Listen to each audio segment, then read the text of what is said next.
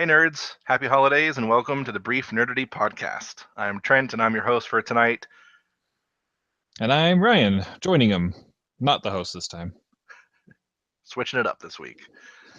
How you doing? I'm doing really good. How are you? Fantastic. Just came downstairs from some family game night stuff. It's been very fun. I had today off. It was great. So you're being the introverted nerd by when your family's over, you're going into your room to record a podcast. Afterwards, we played like 4 hours of board games first, so I was social. Nerd. It was fun. I had a really good day. I saw Passengers today. It was How pretty was great. that? Good. I really, really liked it. The romance was bigger than I expected, but it was really good. And I love both Chris Pratt and Jennifer Lawrence. So the movie sold itself as soon as I heard who was in it. So That's kind of how it was for me, but reviews haven't been kind to it, so I opted to wait for a, a home release for that one. But I you're thought it saying was, it's yeah, I thought it was great. And some of the visuals would be really cool to see on a big screen, I think. no, I might have to check it out on a $5 Tuesday or something. There you go. Yeah, go see it on matinee. Nice. I'm gonna go see Rogue One again tomorrow. It'll be my second time seeing it. Ah, yes. First I, time I go with all my friends and all my Star Wars fan friends and stuff like that. But this will be taking my family, some of them begrudgingly, to go see it. I did the same thing on Saturday, something like yeah, maybe I don't remember. Friday or Saturday, we took nieces and nephews, and my brother's in town, and so he came along. It How was is very it on a exciting. second viewing for you? I liked it even better on the second time Nice. through. How about you? Well, I haven't seen it yet, so Oh, good call. you never listen. I do too. I'm just all over the place tonight. That's okay. Well, I'm Um, excited for you. I thought it was fun now that I knew everyone's name and I could relax and just kind of enjoy like the emotions of it and the settings. Because the first time I'm just like, like so excited the whole time, and so the second time I like got to take more in, kind of think about like why they made certain visual decisions and line decisions, casting, all that kind of stuff. So That's one reason I uh, love Star Wars so much because especially when watching a new movie for the first time, we're just going to watch it 3 or 4 times and try to pick out every little thing. Or, right, you'll see a discussion on Reddit or somewhere else regarding the movie, and people will point out certain things that you missed, and then you go in looking for those and you see them the next time, stuff like that. I've been listening to a lot of podcasts regarding Star Wars, and I sent this to you in a message, Trent, already, but I'm going to recommend it to all of our listeners out there.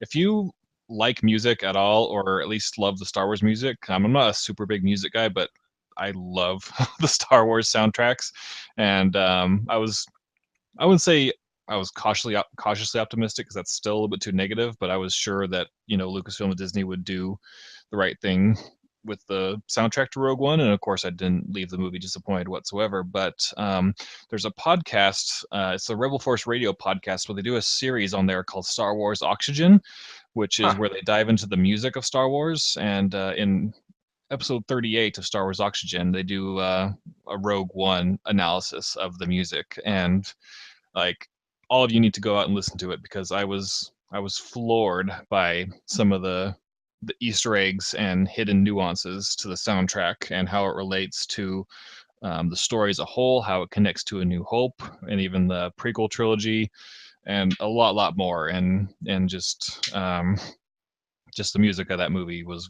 very very well done. Even the fact that it wasn't done by John Williams, but definitely I suggest to you, Trent, to listen to that as well as any of our viewers because it's a great soundtrack, and I look forward to giving it a listen 100 times over the next Yeah, few months. I have a Star Wars playlist on my Spotify. Big surprise. And so I went and added the Rogue One soundtrack to it. I haven't listened to it yet. I'm planning on doing that at work this week. Mm-hmm. And I have that episode added to my podcast app. I just haven't listened to it yet. Nice, but highly recommended. Yeah, but I look Um, forward to seeing you getting tomorrow. Something else that I got actually is an insight from my brother, who's big into like sports and martial arts and that kind of stuff. The guy who plays Chirrut, his name is Donnie Yen. Apparently, he is a world famous martial arts guy, like tournament champion, Hmm. action choreographer. So I mean, I thought that was really cool. I mean, I imagine it makes sense, but just kind of hearing that he's on a show that my brother watches, and so it's just this whole nerd of a different kind of connection. So it was a new insight for me as I was watching it. Nice. I know he was a Chinese star, but I didn't know any of that. So Yeah, he's a multiple-time world wushu tournament champion. nice. That is not a type of food. Let's see, Rogue One has already passed the 500 million worldwide. Nice. Where does it put So it on the rankings? let me look that up real fast. Go ahead and talk about something else while I do that. Cool. Well, first on our little list to talk about, we've been meaning to talk about this for a few weeks now since the beginning. We keep forgetting. We kind of want to let everyone know our position on spoilers and talking about them and posting about them on the website. We will always give a spoiler warning whenever we talk about something or post about it on the website because we hate being spoiled on stuff, and we'll try to make sure that none of our like thumbnail posts, pictures, or preview caption stuff will ever have spoilers in them in case you're just scrolling through your feed and happen to see them that way. But we don't like podcasts that dance around the subject of spoilers. We think that they should just give clear spoiler warnings and then jump into it and talk about everything. And we welcome everyone who hasn't necessarily talked about something that we are talking about and hope that they will just kind of pause, go watch the thing, and then come back or something like that. Or maybe just put us on a shelf and come back later. So, what do you think about that? I think it's great. So while you were talking about that, I went and looked, and it's actually pretty far down the list. It's actually ranked 132nd overall right now. But again, it's not even a week and a half old right now. Right. But yeah, it's sitting at 555 million worldwide. That's pretty cool. Right behind Cars 2 at 562. Yeah. But Never saw Cars 2. it's not worth seeing. But I have no doubt that it's going to hit the $1 billion range. And the lowest $1 billion maker right now is The Dark Knight, ranked number 27th Okay. right now.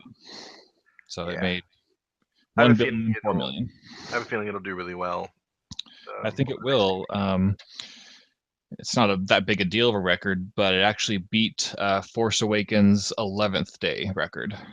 Okay. So it made like 34 million or something like that on its 11th day, which was better than Force Awakens did on its 11th day. So it's So not something. quite as high of an initial spike, maybe a bit longer lasting.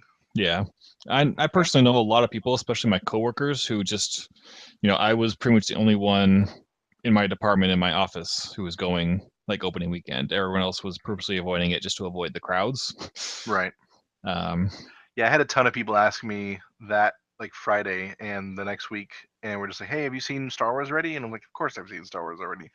But yeah, I knew a ton of Who people. do you think I am, sir?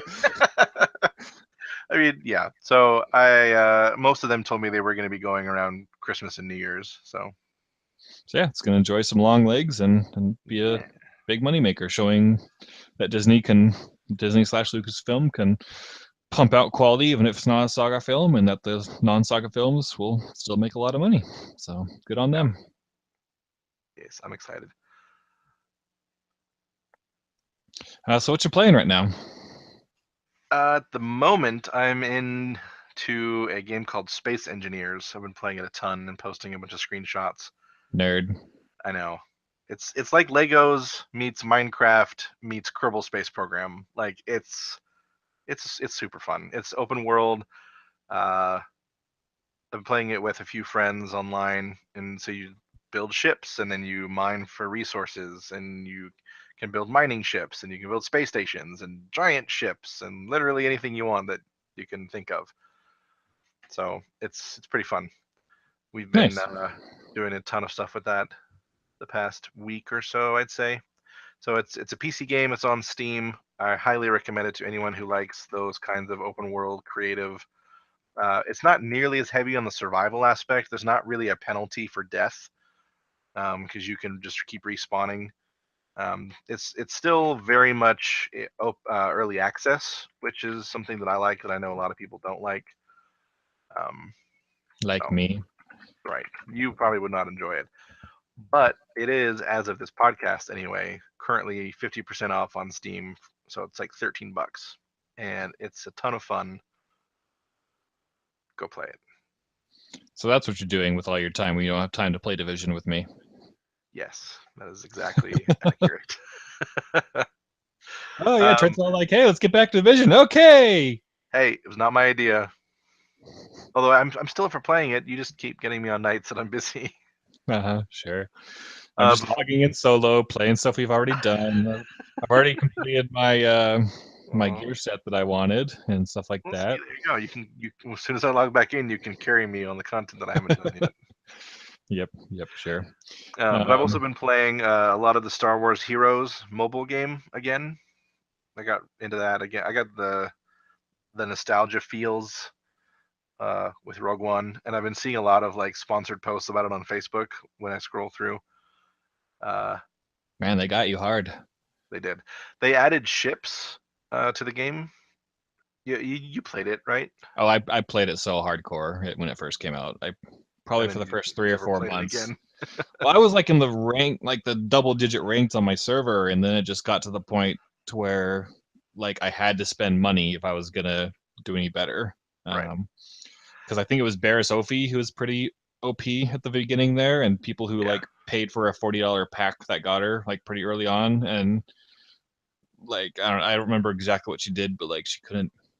I think she could like automatically heal everybody. I don't remember exactly what she could do, but it was pretty bamf, and so I didn't want to. Yeah, she wasn't available to me anymore unless I got her on like a random drop. But I was like, and then I don't know. I kind of played it to completion to what it was at the time, I guess. Yeah. And then now if I try to start, I'm like, I'm too far behind now. So it's I kind of a mean, double-edged I don't sword know. there. I don't care anything about the PvP side of it, so like I don't really feel behind necessarily. It's just I am where I am, and I enjoy the Galaxy campaign mode or whatever they call it, where you like just go battle after battle and see how long your team can last. I really like that because you are playing against other people's teams, but it's all controlled by the computer, Yeah, like it always is, I guess. But uh, that's fun for me, and I just get to keep building up my people. So I've been really enjoying that. They added a thing, like I said earlier, they added ships now, so different people who are crews of different ships can give you points towards those ships, and then you can unlock the ships. I don't know if you then battle with the ships. I don't know how that works, but it's a cool new thing they added. So nice. those are pretty much the only two games I've really been playing this last week. Well, it's a little bit more than me. I have kind of put a few games like on hold. I got Dishonored 2 on sale. It was a physical copy for PC, ironically. I think it was only like 15-20 bucks though, and I was like, yeah, sure. Yeah. Um, so I got that, but I haven't played it yet. I've mainly been playing the Mass Effect trilogy on my recorded playthrough I'm recording Hmm. for the YouTube channel. But actually, I just got a bunch of new computer parts for the holidays, and I'm going to be basically reformatting my computer. So that'll be a couple day delay there while I get everything set up again. But yeah, Nice. What'd you get? another 980 Ti, a new Okay. processor, a new You want motherboard. you want to send me your other 980? Yeah, You're gonna rate them together, aren't you? SLI, yeah, Yeah. Whatever the word is. yep. What? Well, that's exciting. Yeah, and I have a server machine too. I'm gonna be gutting some of my old parts and putting it in it and stuff like that, kind of making it into its own little. It's gonna be my living room, so I have a living room gaming PC as well. Nice. So, Yeah, I'm getting to the point now where I'm going to have to upgrade my processor and my graphics card here soon to be able to play the games that I want to play. hmm I'm hoping to be able to get both of them before Andromeda comes out. that Um, was my big thing last year. I just upgraded my ultra wide 1440p monitor, and then Star Wars Battlefront had come out, and I started playing it, and my 970 wasn't cutting it, and I was like, nope, nope. as mediocre of a game Battlefront was, it was very, very beautiful, and I wanted to see it in its full glory, and also knowing that eventually, it's running on the same engine as Mass Effect, and so I need to prepare for the future. So that's when I got my 980 Ti. Nice. So what else have you been playing? How far into your Mass Effect replay are you? Just completed Mass Effect 1 actually, and am working on all the modding to Mass Effect 2. There's about 8 mods I'm trying to install and make sure they're all installed properly and not crashing the game and stuff like that. It's a very delicate process. It's always important, I've heard. Yep. A lot of graphics enhancing mods, and then a couple other ones are just going to make it much easier to watch the gameplay video. I'm like one, I mean, you could call it cheating if you want, but it's one where it just auto wins like all the hacking mini games for you as soon as you click them. So you don't have to do that matching game. I know, right? Because I lost so many of those. I know. I didn't even remember that until just now. There's another one that's strange. Like I guess even on PC, it's kind of a archaic form of loading screen from the console versions, but the PC, that little like animation in Mass Effect 2, no matter what you're doing, during a loading screen, like one that shows like the Normandy, you know what I'm talking about, just all those different Mass Effect 2 loading screens. Even if the game is loaded, the animation has to complete and begin to loop again before it will actually load up the game by default. And I'm running on a really, really nice SSD, so like it still makes me wait like 8 to 10 seconds per loading screen. But there's a mod that does fix that, so it loads as soon as it's loaded, which again is like a half a second. Right. So because no one wants to watch a YouTube playthrough of a game and see all those loading screens. So just little things like that, trying to get it up and going. Very cool. So where do you sit on Pokemon Go? Because I've never really stopped playing it. I kind of go in like little bursts of actual like excitement for it. I stopped when everybody else stopped. Oh, Everybody but you, apparently.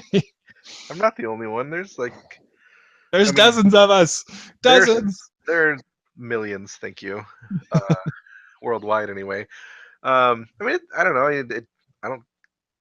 The catching stuff got getting harder was annoying. The tracker going away but the new tracker is amazing. Not only does it show you where they are, basically they do the tracker now by location, like monument or whatever, kind of like how the gyms and Pokestops are. Yeah. And so it'll show you the closest Pokemon that are near one of those monuments, and then you can click on it, and then it shows it on your map for you. So if you're in a place you've never been before, or a new part of town, you don't have all the little statues memorized, you can find out where you want. So that's been fun. I haven't got any of the egg Pokemon yet. I don't have a Ditto, which makes me sad. But and see, like the tracker wasn't the main reason I was like upset and left. Just like when you first get the game, it was so exciting because you're basically coming across something new relatively quickly. But when you reach that point in the game to where you're just catching Pidgeys to grind for candy and dust and then lots of Rattatas and depending on your area, just Eevees and just everything kind of over and over and over again. And so I went hard in the paint with the eggs, just hatching eggs like nothing. I go on like 2 20-minute walks at work a day, and then sometimes I'm at home. So, and that's even before Pokemon Go. And so, I was hatching so many eggs, but I don't think I ever got a single Pokemon I didn't have out of an egg. And so that just kind of killed my spirit there as well. So I was just like, kind of done. Gotcha. Cool. I was just curious. I haven't wanted to talk about it for a couple of weeks, but we kept having more exciting things to talk about. But I mean, it was a good game, and I mean, just kind of like Star Wars. I kind of hit a point to where I had progressed as far as I thought I needed to in the game, and don't really have a desire to pick back up on it again. Gotcha. Are there any mobile games that you are playing right now that you are excited about? I'm waiting for Super Mario Run. I have an iPad, but I mainly have an Android phone, so I'm just gonna wait for it to come out on Android because I'd rather have it on my phone than my iPad 2 that I bought back in college. Old. But no, not really. Have you seen the stuff for Star Wars Arena? I haven't. It's a new squad-based PvP Star Wars battle app thing. Like you put squads of characters on the field, and you can control kind of like their special abilities and stuff. If you do a YouTube search for it, you'll see a trailer. You can pre-register for it on Android right now. I'll check that out. It looks fun. I'm excited. They're bringing in characters from the comics, which I think is really cool. Like Leia has her bodyguard from the Leia comic with her. Oh, nice. And Vader has that. Dr. Aphra? I believe so. I love Dr. Aphra. She has like the kind of Han Solo looking coat type thing, right? Yeah. Like, yeah. I haven't gotten to the Vader comics yet, but I do remember her, and so she's standing next to him in the preview. So that is awesome. I'm sold. Well, there you go. Speaking of which, you need to catch up on the comics, Mr. I know. Oh, I have so many. I'm catching up on the books. I'm finally making myself read Twilight Company. Yeah, good luck. I have 6 hours left. That's only halfway. I know. No, was it only 12 hours? I thought it was less than 12, to be honest. Whatever. When I picked it back up, I had like 9.5, so I'm making progress. Progress. It's just so bad. Yeah. When they got to the Hoth stuff, finally I was at least somewhat interested. It was like, ooh, more details about the Battle of Hoth. I'm curious what happens. And so that was exciting, and then it's back to being boring again. Yep. So. Eat your grits, soldier. That's right. Eat the disgusting food. War sucks. Blah. Star Wars. The end. So what games are you kind of wishing you had time to play right now, amongst everything else you're doing? I really should go back and finish both Just Cause 3 and The Witcher 3. I started both of them. I really enjoyed both of them, but then my problem with single player games is I keep getting pulled away by multiplayer games. There's kind of a small friends of friends community that I belong to that you know about, and so anytime the new game that everyone's playing comes in, I let myself get pulled away for those. That's which all right. is, in this case, is Space Engineers. Before that, it was RimWorld, which isn't really multiplayer, but we all have fun talking about it and playing at the same time. 7 Days to Die, another unfinished game. 7 Days to Die, Ark, all that fun stuff. You have a type, that's for sure. I do. Well, I played Witcher 3 and Just Cause 3 both this year. Liked both of them. Witcher 3 a lot more than Just Cause. You didn't like Just Cause 3? Oh, Just Cause 3 was fine. It was fine, definitely fine. It was fun. Fine's a bad word. No, it was a good game. It didn't hit my top 10, but I could actually look at my ranking here and see what it actually did rank, because I ranked all like 35 games I had completed so far. Oh, wow. Look at you go. Yeah, while you're looking that up, tell everybody who's listening, if you go to briefnerdity.com, Ryan is currently counting down his top 10 games of the year that he played this year. And Witcher 3 fell somewhere in that top 10 list. It was number 18. Just Cause 3 was? Yep. Not bad. Yep. Bottom half, but not number 35. So. Well, I think the main problem I had with it was I played a lot of good games this year, and just finding the top 10 was difficult enough. And so when I say I still loved it, and it's still ranked number 18, that just tells a lot. But I just think the campaign suffered a bit, but the mechanics of it were endlessly fun, as I'm sure you've seen on any GIFs you've seen online of people doing crazy things in the game. It's really, really fun. I just found myself really uninterested in the story and the characters and stuff like that. I'm not ever one of those people who just like, I want to skip the cutscene and get to blowing stuff up. And it actually kind of bugs me when people do that. So I sat there and watched like the cutscenes, just going like, the whole time. But it was a fun game. Nice. I just thought games like Firewatch and Inside and Demon Souls and Ratchet and Clank and everything else on my top 10 list were better. I want to play Fire. What is it? Fire Soul? Is that what we called it? Firewatch. Dark Souls. I said Firewatch and Demon Souls, and you combine them into a new game to where demons are taking over the forest, and you have to watch and make sure they don't set fires. I'm sorry. I've gone from waking up, having breakfast with my family, to Passengers, to lunch at a really good barbecue place, Mm-hmm. to board games with my family again. Like, this is the first time today that I've just like sat down, so my brain's kind of like dur, dur, dur. Um, But no, yeah, Firewatch looks really fun. it's a fantastic story. It It was didn't. It, nominated. Oh, sorry. Go ahead. I say it didn't make my top 10 list because it doesn't have a lot of gameplay. It's a walking simulator, um, and so you just walk around and hear a great story, basically. Right. Well, that's the thing I was gonna say. It was nominated for best narration at the Game Yeah, Awards this year. yeah, So and it was a fantastic story. I mean, don't get me wrong. Um, but so it's definitely worth playing. It's really cheap. I think it's only 15 or 20 bucks, and play it in 2 or 3 hours and just get a great story out of it. yeah, Um, it's on sale on Steam right now for $12. I might have to pick that up before the sale nice. ends. And thanks for mentioning my top 10 games there. It's something I kind of wanted to do even when I haven't been active in doing anything like Brief Nerdy or Gamer Rants, but I kind of mentioned it in the blog post there, but I decided to do it a little bit differently than other top 10 lists. And that, pretty much every other top 10 list you see on the internet is games that came out in 2016, top 10 stuff of 2016. But, sometimes due to me not being sure if I need to spend $60 on a game or anything like that, I sometimes just wait a little bit to get a game. It's rare that I pretty much get a game right at launch, but so a lot of times I play games that came out last year. Like, for example, Witcher 3 is on my top 10 list. And that's obviously a 2015 game. Um, and also, this is probably the strangest one on the list, but number 8 is Eco, the game that came out for the PS2 in 2001. I played it for the first time this year, and I was just blown away by it. You know, Yeah, I was wondering about that when I saw it. Uh, I have not played that game. yeah, neither did I until this year.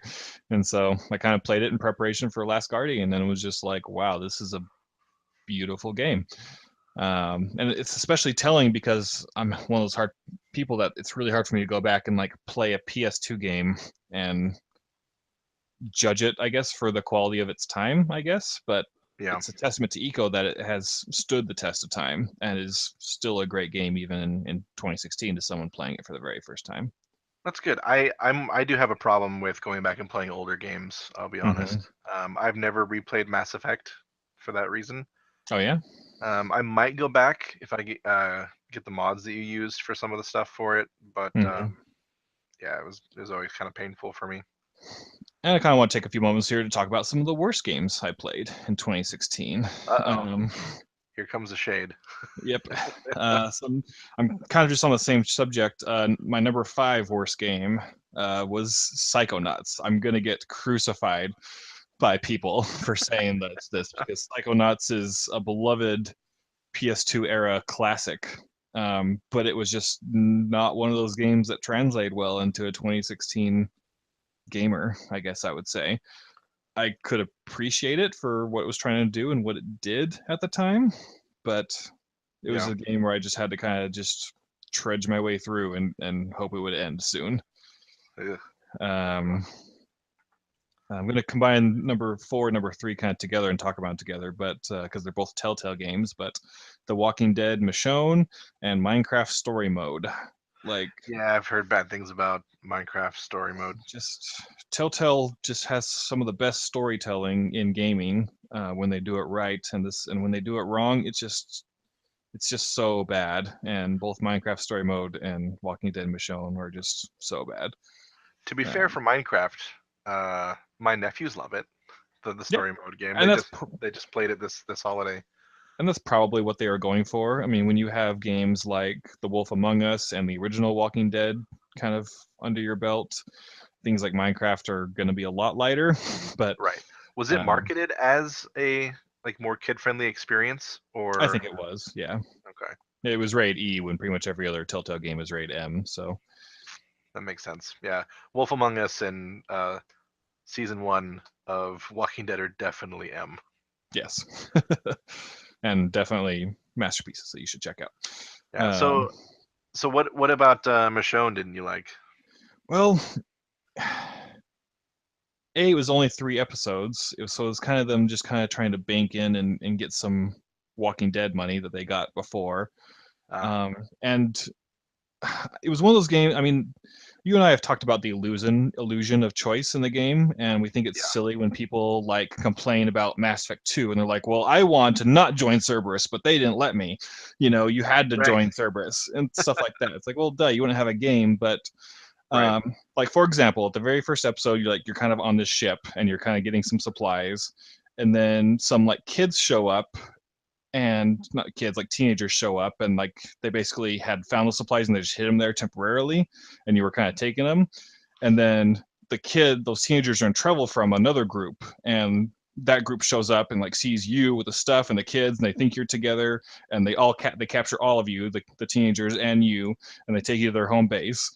And like the whole time I'm there, I mean, they're obviously like the bad guys, but like they're not. I mean, they're just trying to survive, kind of thing, but they're the bad guys because they have the guns and they're picking on these kids. But like the Right. whole time I am being 100% honest with like the big boss woman. I am complying with like everything she says, and she's even like being nice to me and like giving me drinks and stuff like that, because I'm telling her, nope, I don't know those kids, I just found this crap on the boat, I'm just trying to look for supplies, I don't know them, I don't know your guys' history, I just want to get out of here kind of basically thing. Right. Like the thing you yell at the TV to tell people when they're like trying to be a hero and save the kids and stuff like that. I'm like, nope, I don't know them, let me go. Right. I pose no threat to you or your people, kind of thing. But then the storyline really just kind of like forced Michonne to like attack at this one point. Oh. And I was like, oh, okay. And then you're like, yep, you're on the run from these people and stuff like that. And so it was just like, ugh. So it was a bit too on the rails, you thought? Yeah, yeah. Yeah. I mean, obviously they Happened. kind of had to, or else, where would the story go if they're like, okay, go ahead, but Right. I think I don't know. Anytime people ever complain to me about like kind of the illusion of choice in most games, I mean not obviously you in this situation, but just kind of going back to what you're talking about Mass Effect.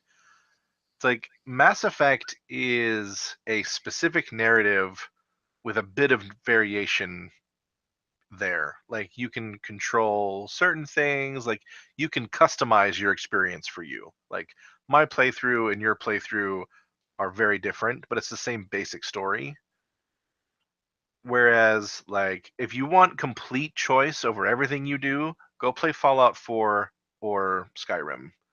Like, I mean, that's all you really got, in my opinion. yep, just kill that NPC who gives you a quest, and you can't do that quest anymore. Exactly, it's two Good job. completely different styles of game. Like, if you want 100% freedom and choice, like, you're not going to have a lot of options. Yeah, I agree. So yeah, just Walking Dead and Michonne, just not great. Cool. Not yeah. So Um, you asked me earlier what games I wanted to play if I had more time for. What about yours? well, there's a few, right? Oh, a lot right now, if I'm being honest. Give me like top 5. Probably Dead Rising 4. I love the Dead Rising games. They are so much fun. But I'm actually, Looks very campy. it is, and that's what makes them so fun. They're games that just don't take themselves seriously at all, and just have lots of fun killing zombies in creative ways. I Nice. was excited for it until they announced that there was no campaign co-op. Both 2 and 3 had campaign co-op, and I don't want to say that's what made the game, but that's what really made the game fun for me. Is I played it with a friend of mine, and we had so much fun with both Dead Rising 2 and 3 that this doesn't happen to me very often, but like as soon as we finished like Dead Rising 3, like we're like, okay, let's start over and just do it again. We just played through the whole campaign together again, just with a new game plus mode, with some of our unlocks, but just because we were having so much fun. And that was Right. amongst, the Xbox One launch, and so we're just playing it over and over again, which was really, really fun. So the fact that they took out campaign co-op in Dead Rising 4 was disappointing to me. So I'll still pick it up because I still love the franchise. But honestly, since it's very Christmas themed, I'll probably wait until next Christmas when it's on sale for 15-20 bucks, and then pick it up again and play it next Christmas. Another one would probably be Final Fantasy 15. I'm glad people are saying it's good. I don't want to say I grew out of JRPGs because I feel that could be offensive to people who love JRPGs, but it's just that I really loved them in the Super NES, the PS1, and even PS2 era. But when it got kind of to the PS3, Xbox 360 era, I felt, I guess, that Western RPGs were catering more to my tastes Yeah, at the time, stuff and like so Mass Effect and the Elder Scrolls and yeah, stuff right. like that. Have you Um, played all of the Final Fantasy games up to this point? um, yes, if you don't include 14, I guess. Okay. So that's the MMO, the second MMO, right? Yes. Okay. I also didn't play the spin-offs. Like I didn't play 10-2 or 13-2. Like I played the main one of each series, So I played Gotcha. 10, 11, 12, 13, but none of like their sequels, 13-2, 10-2, stuff like that. Yeah, okay. Um, and so I'm going to play 15, but I'm just kind of waiting, I guess I would say. I don't have a PS4 Pro, and I kind of want one if I'm going to play it on PlayStation, so I could just have the updated graphics and frame rates and stuff like that. Um, so I'm kind of waiting on that, but also at the same time, they're hinting at a PC launch. So if that's the case, I just want to play it Really? on PC. Yeah. I haven't heard anything Um, about that. That's yep. exciting. They, I would play it for sure if it came to, because right now I don't have a console, so yeah. I wouldn't be able to play it. Um, let's see, Dishonored 2. It's on a lot of Game of the Year lists, and that says a lot because I played Dishonored 1 and I thought it was fine but unremarkable. But the fact that Dishonored 2 came out kind of just here at the 11th hour and people are really, really loving it and talking about it, and it got me interested. And like I said, I picked it up for 15, $20 a week or so ago. So kind of same thing with Watch Dogs 2. I was one of the many people who got burned by Watch Dogs 1. I totally got into the hype of that game and got it at launch, and that made me sour. I Yeah. was very salty over that. I So know I know that we've talked about this before, but have we talked on the podcast about uh like progenitors of series ruining the franchise for future games? I don't think so. No. Because I think Dishonored and well, Dishonored had a pretty good strong first standing. Watch Dogs is a really good example of a game where myself included are a lot there's a lot of people that are just like, no, the first one was nothing like it said it was going to be. It was too short, too limited. I don't want to play it. But I've heard really good things about Watch Dogs too, at least in the fun category. I think I heard the story is kind of meh. Yeah. I don't know. What do you think about that? Well, I think it definitely applies because I mean, if I would have loved Watch Dogs 1, I probably and Watch Dogs 2 had, the same fanfare it's gotten, I probably would have bought into Watch Dogs 2, immediately. Um, and it's kind of like Titanfall. Most people didn't enjoy Titanfall 1, or what they did enjoy, they thought it lacked in longevity and legs, but I put 150 hours into Titanfall 1, so I loved it. Hmm. And pretty much the moment reviews for Titanfall 2 were coming out saying, hey, this is just as good or better than the first one, I was like, okay, I'm in. Pre-ordered, and um, then was waiting there at 10 p.m. for it to unlock on Origin, so I could start playing it technically the night before it came out. So, whereas Watch Dogs 2, like we said, it just didn't have. I was burned on the first game, and so I'm waiting for it to be $20, $30 before I pick it up and play it. Yeah. Um, Basically because of that, and because I have a lot of games on my plate right now, and that one doesn't need to be rushed to the top, in my opinion. Yeah. Um, it's funny with Dishonored as well because the first one was a good game, but I have a kind of a funny story I kind of wanted to share of it, and I fully acknowledge before I tell the story that all the bad things, quote unquote bad things that happened to me were entirely my fault. So that disclaimer out there. But I myself ruined my own Dishonored 1 experience because back then when I was an Xbox 360 gamer, I was hardcore into achievements. I was a full-fledged achievement hunter for every game that I played. And so when Dishonored 1 came out, I mean, every game I put it in, I'd pull up the achievement list, look through all the achievements, and then see like what achievements I needed to go for like on my playthrough. Dishonored, the way its achievements were structured, this is the only blame I put on them, is that they have several achievements that were like beat the game doing this, beat the game doing this. Some of these were like, beat the game without killing a single person, beat the game on the hardest difficulty, beat the game only using a single power. Um, Wow. and I got the dumb idea to like, I'm going to do all these on one playthrough. And so I tried to beat the game on the hardest difficulty, only allowing myself the one power that it allowed to me, which was the blink teleporting power, Oh my gosh. without killing anybody, which made the objectives, a lot harder and made it so I couldn't use any lethal tactics, and like I had to hide bodies and make sure they didn't wake up, and all the assassinations, had to be done without killing the person, and yada yada yada. And I had a decently fun time with the game, but a lot of frustration naturally, because that's not the way the designers wanted me to play the game. They wanted me to branch out the skill trees and get lots of powers and kill if I wanted to, but not kill if I wanted to, stuff like that. And then this is the cream of the crop here. Once I finished the game, none of the achievements popped. Oh. The achievements were glitched at that point, and they weren't patched for like a month or two later. So I didn't even get any of the achievements after all that. Yeah, that would burn me pretty bad. So I was a little soured. I acknowledged that it was a good game, but I was just like, yep, I got a little salty over that too. So yeah, I've never been the kind of person who's ever wanted to 100% things, especially with achievements. Like, I'm always happy to see the ones that I do get and see the ones that I haven't gotten yet, and being like, do I want to keep playing this game? Probably not. But yeah, that's funny. well, achievements are a double-edged sword. It could really increase the longevity of a game. My best example for that is Left 4 Dead, because it's just like 4 or 5 campaigns you could play on easy, medium, hard, or expert. Have fun. But the achievements that Valve put in there were very, very intuitive and encouraged you to play the game in different, unique, and challenging ways that felt rewarding. And so I always point to that being a great example of achievements, and Dishonored being an example of bad achievements. But yeah, I wish that, I don't know, in the way that games are so fragmented now, and like if you play them on different consoles, or like none of my Xbox, when I had an Xbox 360, none of those translate over to the Steam environment or the Origin environment or PlayStation if I ever get in there. So to me, it's just this weird, like, very how do I even put it? Centralized and separated and segmented thing.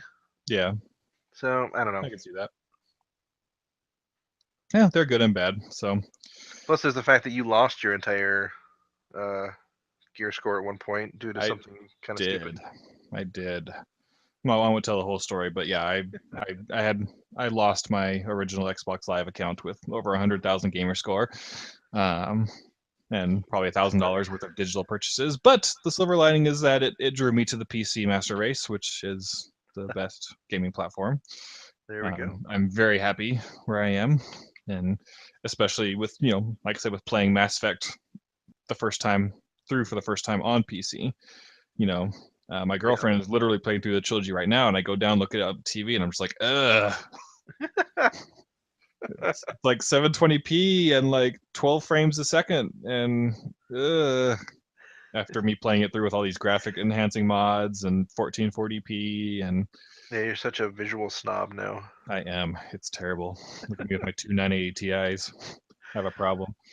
Cool. So I think you told me 4 of your top 5 that you wish you had time for. What's the last one? The last one is Recore. It's one of those Xbox games that's play anywhere for Xbox and PC. Okay. It's gotten a lot of love. The only hate it's gotten is kind of it's a bit grindy.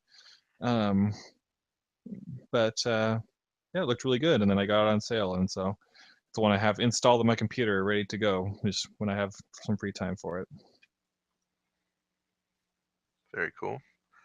Is it a like what type of game is it? I don't even know if I've heard of that one. Oh, I don't even know how to describe it. It's kind of a adventure-y action game, I guess. You have like this little sphere. It's a core, and it can change colors, and get new attachments to it to create like a new robot buddy for yourself. So if you need like a big tanky, punchy robot buddy, you could transform into that. It still has that same core, but if you need a scout or something to help you traverse the environment, you transform the core. The ball turns into that thing and gets like a new exoskeleton to help you with that certain situation, Okay, and stuff like that. I'll send you a trailer once we're done. that sounds fun. So that brings me to another thing that I didn't really plan to talk about, but I'm curious now. The Windows 10 gaming experience. I've not gotten into that at all yet. Everything that I do is Steam, Origin, and grudgingly now Uplay. Uh, do you like the Xbox Windows 10 gaming environment? Would you recommend Um, it for other PC gamers? I'm gonna have some asterisks attached to my statements, if you don't mind. Go for First off, as someone who, when they were a console gamer, was very, very attached to the Xbox ecosystem, I'm very, very happy to see those Xbox exclusive games coming to PC in some form or fashion. I do have an Xbox One for the exclusives, but if they're all going to come to PC, that will just make me so much happier to be able to play them on my PC. And for the most part, most of them run fantastically. Games like Gears of War 4, is the pinnacle of what games in the Microsoft Store can offer. You also loved Forza Horizon 3. Forza, I guess, had some performance issues for a lot of people. I didn't experience them, but I didn't want to bring it up because I know the performance issues plagued a lot of people. But yes, I did have a lot of fun with Forza Motorsport on PC as well. Um, the only thing I don't like is that because it's like an app, to say like an app store, like you cannot change it if or you cannot change it at all. Like there's no mods, there's no changing the directory, the save files. Like it's basically Okay. like a mobile app or an Xbox like experience, so that could be better or for worse. For games like Gears of War 4, like it was perfectly fine. It ran beautifully. I have an ultra wide 21:9 monitor and it supported it natively, and that was great. Um, So does it but have like for the Minecraft for Windows 10, for example? Does it not have mod support at all? Because I know Xbox has some limited mod support, right? it's not really mods, it's more just like free DLC is kind of what they do with it. Oh, do they do that on the Windows 10 environment as well? Yes, Okay. I believe so. But so It's yeah, there's just no modding. more like Steam Workshop versus the Nexus mods type thing. Kind of, yeah. Okay. But for example, that Recore game, it doesn't have ultra wide support. And pretty much any Steam game or even Origin game, anyone in my ultra wide community will have a hack or a mod available like within 24 hours of the game coming out to let you play it. Or it's as simple as just editing the .ini file to put in your true resolution, and boom, the game suddenly supports it if they don't have it just in their main menus. But for games like Recore, it's not going to support it, and there's nothing I could do to change it. So I'm going to have the black pillar bars on the sides, when I do play through Recore, unfortunately. But and that's where the asterisk comes in, is that you know if you're not a person to mod your games, and if you have a standard monitor, then you're going to love it and it's going to be just fine. But if you're a person who mods or has a unique aspect ratio like me, then some games may or may not work great for you. Um, Gotcha. and it all depends on the developer too, because like I said, they're kind of all by Microsoft at this point, at least published. But Recore does not have ultra wide support, but Gears of War and Forza did, so it's kind of a crapshoot. But yeah, I mean, I used to have a huge problem with having my games divided through different ecosystems, but especially after my Xbox experience, where I had pretty much dumped everything I had into the Xbox ecosystem and I lost it all. I'm kind of okay with having different launchers, having all my Xbox games just in my start menu, having Origin and Steam and Uplay. It doesn't bother me anymore. I mean, It's true. I was a Steam loyalist for a long time, and for a long time there was nothing else really out there. Um, but now, I mean, I use Steam, Origin, Uplay. I guess I use Blizzard's launcher as well. There's one that I use for a couple of different MMOs that are all made by the same company for Star Trek Online. Back when I used to play that. mhm. So yeah, the different ecosystems don't really bother me too much, except for the achievement thing, like we mentioned before. I just wondered how well Microsoft was doing on the PC stuff. I think they're doing okay. I mean, it's for does the mods, like I said, they're going to be like, oh, it's crap, but you know what? The Right. games run fine, and it's as simple as just downloading it from their store, and then you now have an icon on your desktop, and double click it, and you're starting your game. The end. Right. It's not that big a deal per se. Um, but I Cool. think also having multiple launchers and multiple places to buy games, it encourages competition. Like I had to laugh when looking at the Steam sale. It's like, oh, Mass Effect 2 is $5 on Steam. Well, guess what? Origin had it for free last week. you know, True. so I think, And there's some interesting things like that, especially for the developer exclusive platforms like Origin or Uplay, that have some overlaps with Steam. mhm, That's been interesting to see sometimes as well. yeah. So yeah, Yeah, very cool. Let's see. Let's move on from video games to talk about some TV shows for a little bit, because I feel like we've been heavily video game lately, we're always having a video at game. least aside from last week anyway. Yeah, So let's see. What are you watching? I just started Westworld. I'm only 3 episodes in at this point. And Really liking it. uh, Um, I need to watch it. I'm not like super obsessed with it yet. Where like I need to watch the next one. Like I am with stuff like Game of Thrones or like I was at the Breaking Bad time. But I am enjoying what I'm seeing, and I'm excited to. I could tell there's going to be a lot of twists and turns and what moments in the show, so I'm excited for that. Um, while I was visiting family for the weekend, I kind of just when I was like when everyone else would go to bed and I'd be up staying up later at my sister's house and everybody else, I'd kind of just catching up on a couple of my shows. Almost caught up on Supernatural for the half season. Watched a bunch of episodes there. The latest episode I just watched, and you'll get a kick out of this. There was an episode where Hitler had a Horcrux. Trent. So he wasn't dead. Nope, Hitler wasn't dead. He was just living inside a pocket watch, and then they restored his soul into one of Oh wow, through the blood of one of his descendants, a and then pocket watch. and then uh, and then and then Dean killed him, and then he was all excited because like I killed Hitler. That is something Dean would be really excited about. yeah. Oh, So, that's funny. So a pocket watch. I guess a locket would have been a little too on the nose. yeah. So like they even call it out. They're like, it's like a Horcrux. He's like, well, Sam says that, and he's like, what? And Dean's like, what's a Horcrux? And Sam's like, it's a Harry Potter thing. He's like, yeah, you would know. That's great. I like that. So Oh, that's funny. yeah,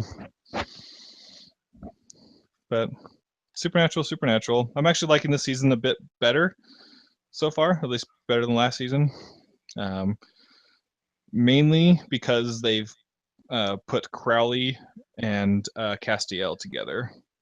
As kind of What? as a duo. That's an So interesting odd couple. yeah, it makes it pretty fun because those are by far my two favorite characters, and so Huh. Okay. and they play off each other so well. So far, based on that, I'm liking the season a little bit better. Nice. And that's pretty much it for now. Most of the shows are on hiatus, so I'm still catching up on some. And like I said, starting Westworld, so we'll see how that goes. What about you? Let's see. Aside from, I'm watching Survivor and watched the Big Brother Over the Top, which was their online season of Big Brother. Just finished that recently, Hmm. which was it was an interesting experiment. I like that CBS is trying some online only shows for their subscription service, and since I'm a subscriber to that, I decided I would give it a try because I know that the Star There are Trek dozens of us, dozens. dozens. That's right. I actually think it's doing pretty well because there were a ton of people watching, uh, especially like Big Brother fans, especially. They switched the live feeds for Big Brother to be a part of that subscription service, and so that brought in. I mean, I don't want to say millions, but it's possibly that many, if not tens and hundreds of thousands of viewers to their online service, and a number of them are probably going to forget to unsubscribe. and might have interesting stuff about. I don't know. Like I subscribed because I like their back catalog of Survivor and Big Brother and Amazing Race, personally.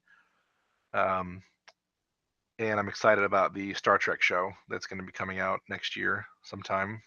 If Yeah, I'll they definitely watch the Star Trek show. if they stop pushing it back, that would be great. Although I would, as the saying goes, I would love to have something good late than something bad early.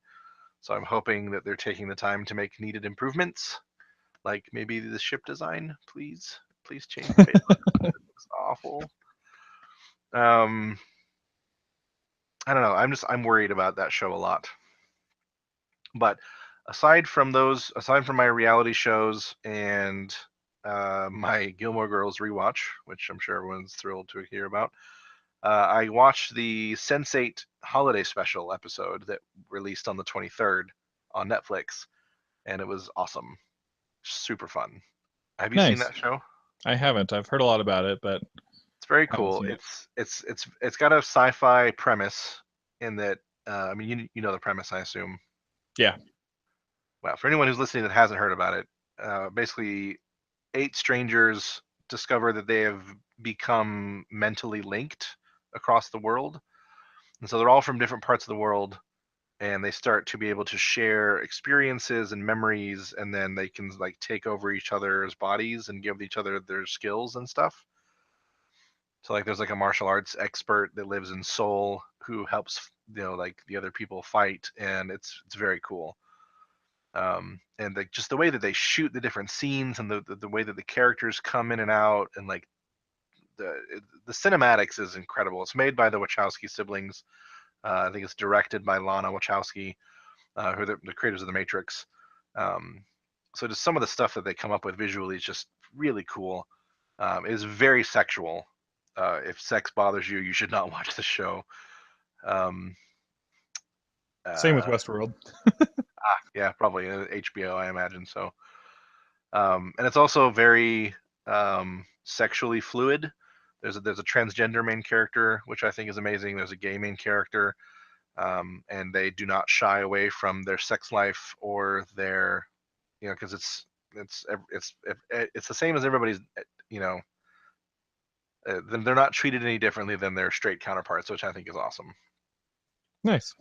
So it makes for very interesting, like as these 8 different people become psychically linked to each other, they start experiencing sexual stuff that they don't understand, and it makes for really interesting stories, in my opinion. Nice. So that's what I've been watching. I'm really excited to get into Westworld here soon. I have a whole long list of Netflix originals that I'm trying to get to, and so I think I talked about that last week. Um, Well, skip Kimmy so Schmidt. I've heard. So I think Nick would kill you if you heard you say it. Probably. But he's not here right now, so It's near the bottom of my list. It's down there with Fuller House. So well, see, I enjoyed Fuller House, but I know it's bad. It's a show that I acknowledge that is bad when I watch it, but I still enjoy it okay. because But I'm yeah, weird. I'm excited. Mainly, I need to get to Stranger Things. There's so many people that have been talking about it. There's pop culture references everywhere. Like I swear, everybody was somebody from that show for Halloween and posting about it on Facebook. You're like, oh, I'm so and so from Stranger Things. I'm like, okay, I guess that means something. So I need to catch up on that show. I heard it's really good. Nice. Have you It's on seen my it? list. Nope, it's on my short list as Ah, well. yeah, we need to get to it. That one I in gave my West. girlfriend the choice between Stranger Things, Westworld, and Mr. Robot, and she chose Westworld. So we'll be getting to the other two once we're finished with Westworld. Nice. So let's see. We're coming up on about an hour here soon. Did you want to talk about some holiday stuff real quick to Sure. end out the Um, show? yeah, I'll just kind of ask you first. You just watched the Sense8 holiday special. Are Yes. there any particular TV show holiday specials or that you consider your favorite, or something that you like to watch every single year, whether it's one of the old timey classics like Rudolph, or if it's just a holiday special from one of your favorite shows? Um, that's a good question. I don't really have a lot of. Well, I guess most of the shows that I do watch typically have a holiday episode. Um, isolated holiday specials tend to be kind of a European thing. I found like Sherlock, Doctor Who is especially big on them. I haven't watched Doctor Who, but it's on my list. Um, I don't really have any go-to holiday episodes that I can think of. Um, I mean, the Flash Christmas episode this season was good, I guess. I thought it was funny that like Harry's, or what's this guy's name this time? HR. Yeah. Yeah, I thought his reaction to everything was funny. Um, And we're back on the DC CW universe. can't go a week without it. No, I mean, nothing really. My holiday traditions typically have more to do with movies. We always typically watch White Christmas with my mom when we go to visit, and um, things like that. Really, more often than not. Die Hard is a fun Christmas tradition that I don't Always always gotta get. watch Die Hard. Yeah, I don't always get to it every year, but it's one of my more favorite Christmas movies. Nice. How Well, about it's you? more kind of a setup question because I kind of want to take some time to talk about my favorite. I know you haven't seen Community, but it's one I'm going to force you to watch in the near future. Yeah. Because it is seriously one of the greatest shows to ever hit television, especially broadcast television. But the Christmas episode of Community means a lot to me for a few different reasons, but it was so well done and so well written, and the cast of Community in that episode included John Oliver is just a stellar cast, and they all just perform each of their roles in that show admirably. It's one of the reasons why I love the show so much. But Wait, John Oliver's in Community? Yep, he's the psychology teacher. Like the HBO show guy? Yeah, it was before his HBO show, but yeah, he's the psychology teacher in that show. That's okay. Makes me want to watch it a little bit more. Yep. But in the episode, I mean, the characters are all kind of I don't want to say stereotypes, but you have like the Jewish girl who's really really smart. You have the big black woman who's very religious Jesus. You have the old guy who doesn't really know stuff about technology. You have the young athlete guy. You have the super liberal, protesting in front of places, and then you have the guy who's just like super cool and cooler than everybody, and I shouldn't even be here because I'm too cool for you guys, kind of characters. Is that Joel McHale's character? Yeah, of course. Yeah, of course it is. And then you have Abed. What'd you say? Sorry. Nothing. I definitely did not call him a douchebag. He's lovable. I love him. I know. But then you have what? Sorry, quick aside, just to explain that conversation so that nobody gets really upset at me. I've never seen Community. My only interaction I've ever had with Joel McHale was when he basically shat on the Game Awards that he was hosting one year. Oh yeah, that was terrible. So that's been my only interaction with him ever, and he left a really bad taste in my mouth. I'm sure once I see Community, I would like him more. And I actually saw him live here. He came to my hometown and did stand up, and I went to see him, and he was awesome. Nice. Okay, well, I'll give him a second chance. In the holiday spirit, I forgive him for the Game Awards. But then there's also Abed, which is I would say an undescribable character. He's very very meta in that he seems to know he's in a TV show the whole time, but not like quite that on the nose, I guess. It's he has Asperger's. He's a character who has Asperger's in the show. Okay, cool. And so like he's very meta and very into movies and pop culture and things like that. And the episode starts and it's in claymation, or like the old doll style 70s Rudolph animation style. The whole episode is done in this style, the entirety of the thing. Nice. And the episode's premise is that they're trying to figure out why basically Abed is having a mental breakdown, because it's all taking place in his mind, so to speak, this claymation thing. Oh, okay. And it's kind of a journey into his mind, because Abed wants to find the true meaning of Christmas. And then they kind of, they go to this winter wonderland in this fantasy of his, and none of his friends, or so to speak, are taking it seriously. Not all of them are, but some of them are. But people like Shirley, the woman who loves Jesus, like, well, of course, the true meaning of Christmas is about Jesus Christ, and things like that. And then the liberal person's like, whatever, Christians just stole this holiday from the pagans. And so it kind of goes through all this stuff, and then I'm debating whether I want to spoil the episode or not. But Abed gets to find the true meaning of Christmas, and he basically it comes to the point to where he realizes that he got a letter from his mother saying that she wasn't going to make it home for Christmas this year, and with his mental handicap, I guess I would say, he kind of just shut down inside, because that's what he believed Christmas to be, was spending time with his mother. And when he couldn't get that, he kind of just shut down mentally and created this fantasy world to try to cope with it. And in the end, it's all of his friends coming together to basically save him from the state he's put himself in, and just help him through it. And the meaning of the whole thing is that the true meaning of Christmas is that Christmas is meaningful. It doesn't have to be about Jesus Christ. It doesn't have to be about Santa Claus. It could be literally about whatever you want it to be, because it's Christmas, and Christmas is for everybody. And that's probably just a lot to take in there, and I'm probably butchering it, because the show just executes it so well that it brings me to tears every single time. And it's partially because of the time it came out. I grew up in a very, very religious household, and I'm not so much anymore. And so it kind of came out during a time of finding myself, and I think it was a message I needed to hear, because not being super religious anymore at that time, I wasn't sure what Christmas meant to me as a person, and so that made a big impact on my life. And so it's something I try to watch every year since it came out. So That's really cool. yeah. I like Anywho, on that note. No, it's good. It makes me want to watch it a little bit more. So someday, after all the Star Wars, we will. After all the Star Wars.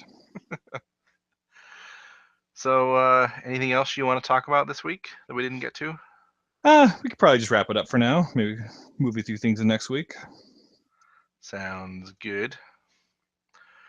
All right. Well, I'd like to thank everybody for joining us this week. This has been the Brief Nerdity podcast. Please check us out on your favorite podcast app of choice or on iTunes. You can go to briefnerdity.com and see all of our content. Like I said, Ryan's top 10 gaming list. Our future blog posts and podcasts will all be there. And links to our social media are all there. You can go to facebook.com/briefnerdity, @briefnerdity on Twitter. And as always, if you have a topic you want us to discuss or get our opinion on, send it to us either on any of those social media avenues or at briefnerdity@gmail.com. And you say nerdy a lot better than I do. That's okay. Nerdity. Nerdity. That's right. I have diction. So anyway, thanks again for joining us, and we will see you all next week. Take care.